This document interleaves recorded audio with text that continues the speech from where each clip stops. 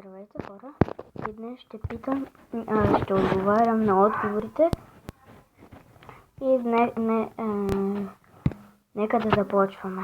Снимам с програмата, защото да гледам какви коментари сте ми писали.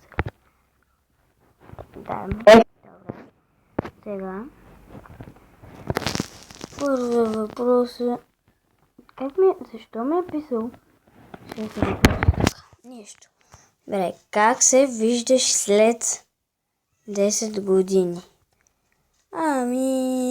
Честно да ти кажа, аз не знам.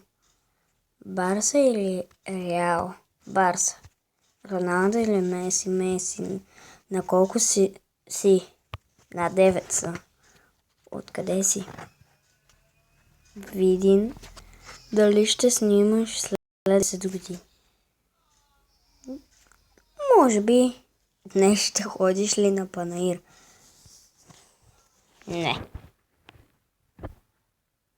И да, хора, това е много кратко видео. Как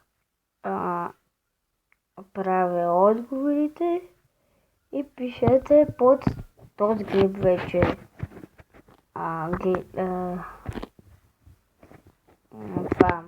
въпросите си.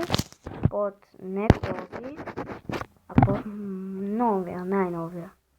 И да. Това бях аз. И коментирайте правете други отговори.